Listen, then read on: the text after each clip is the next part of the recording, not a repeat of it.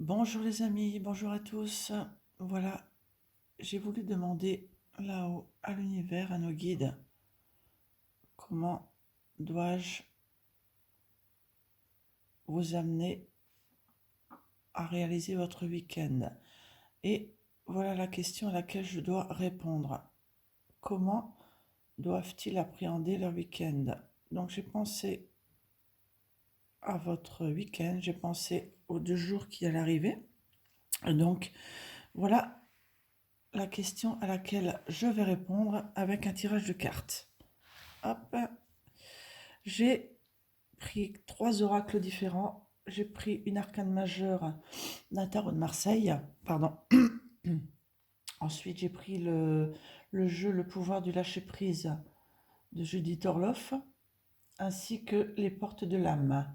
Et je vais terminer avec la lecture d'un petit passage d'un livre que je viens d'acheter, Les antisèches du bonheur. Alors c'est parti. Comment devez-vous appréhender votre week-end? Alors ici, comme par hasard, nous avons l'arcane 13, l'arcane sans nom. Pour ceux qui ont suivi ma vidéo hier, justement j'en parlais du changement. C'est une carte qui fait généralement peur. Mais là, on vous parle vraiment de prendre vos décisions et d'aller de l'avant. Voilà, donc les choses que vous voulez faire d'ici 2 jours. Faut pas culpabiliser si vous avez envie d'être seul, de vous isoler, si vous avez envie au contraire de vous expanser. Si toutes les envies que vous avez envie de faire, faites-les. Faut pas attendre l'approbation de votre conjoint ou de vos enfants. Si faites les choses comme bon vous semble. Vous voyez, les décisions vous appartiennent. Je sais qu'en ce moment, on vit des choses difficiles avec le coronavirus. On nous empêche, je veux dire, d'aller dans les lieux publics. Il faut faire telle chose, telle chose. Je veux dire, maintenant, là, on vous dit justement, faites les choses comme vous avez envie de les faire. C'est ça qu'on vous dit ici. Avec la seconde carte, qui suit très bien, vous voyez, hop, défends ton territoire. Voilà, donc on vous dit bien ici, voilà, fais les choses, on voit bien qu'il a la faux. Il tranche dans le vif, hein. Il ne se pose pas de questions, il a envie de faire, il le fait. Hein. Vous voyez, il y a les têtes ici, donc il le fait bien.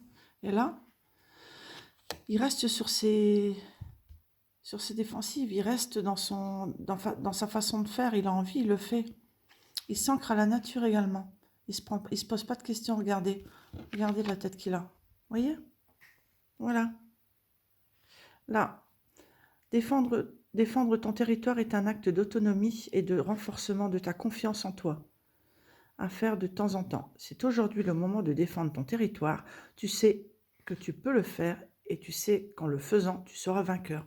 Faites les choses, tu défends et ça va rentrer dans vos énergies. Il ne faut pas toujours attendre que les choses se fassent. On se prend en main et c'est légitime. On se sent beaucoup mieux après.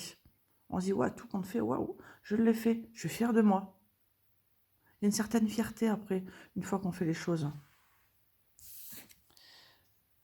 Ensuite, les portes de l'âme, qu'est-ce qu'elle vous dit une fois que vous avez défendu votre territoire, une fois que vous avez pris les décisions? Là, eh bien, c'est la beauté. Voilà, quelle belle carte. Vous avez fait les choses, vous avez défendu, vous avez dit non, j'ai envie de faire ça aujourd'hui, maintenant, je le fais. Et qu'est-ce qui va en résulter derrière? La beauté. Ressentir et voir la beauté en chacun et en toute chose fait éclore votre pouvoir d'attraction. Voilà. Il y a d'autres choses qui vont arriver derrière. Il y a la beauté qui va arriver. Il y a le ressenti, beaucoup de moins d'oppression, même au niveau de son corps, au niveau de son cœur, au niveau de son estomac. On se sent libre. Une certaine liberté qui va se créer derrière. Et vous serez fiers de vous parce que vous allez le faire, enfin. C'est difficile de faire les choses pour soi quand il y a nombreuses personnes, nombreuses choses qui attendent après vous. Laissez-vous ne serait-ce qu'une demi-journée, même 1 heure de votre temps pour les personnes qui n'ont pas l'habitude. Mais on vous demande de le faire. Et derrière, eh bien, la récompense, c'est la beauté. Elle est magnifique, regardez ici. Là, cette dame, elle prend vraiment, c'est un peu comme ce monsieur ici, qui prend le côté yang. Ça, c'est votre côté yang. Le côté action qui se dit, bon ben voilà, j'ai défendu et maintenant je lâche. Il se laisse bercer. Et le côté yin, justement, le côté féminin arrive derrière. Il se dit, voilà. Elle se fait plaisir. Le orange, c'est le plaisir. Voilà, ici. Et comment aborder tout cela avec un certain recul. Je vous ai dit au début du tirage, il y a un passage d'un livre que je vais faire. Pardon. Eh bien, j'ai pris ce livre-là que j'ai acheté récemment, que j'ai commencé à lire. Les antisèches du bonheur de Jonathan Lehman. Je l'ai ouvert au hasard et j'ai demandé, avec ce tirage de cartes que j'ai fait, qu'est-ce que je peux vous apporter encore comme solution, comme conseil. Alors, on va le lire ensemble.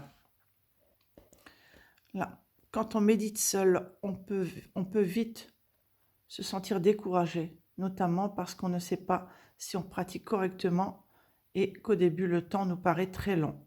Voilà. Donc, on vous demande de faire ça avec une méditation. Apprendre à lâcher prise avec une méditation. Ça va justement commencer à lâcher prise sur ce petit mental qui nous bousille un peu notre quotidien, toujours à nous poser 1000 questions. Donc apprenez à méditer, justement, ça va permettre justement de s'ancrer un peu plus profondément dans la terre, se poser moins de questions et lâcher prise sur beaucoup de choses. Alors voilà mes amis, voilà mes petits lots. Merci bien, merci beaucoup. J'espère que cette petite méditation, pardon, je vais peut-être faire lapsus. Donc méditation veut dire que ce petit moment, vous avez lâché prise sur l'extérieur en écoutant uniquement ma voix.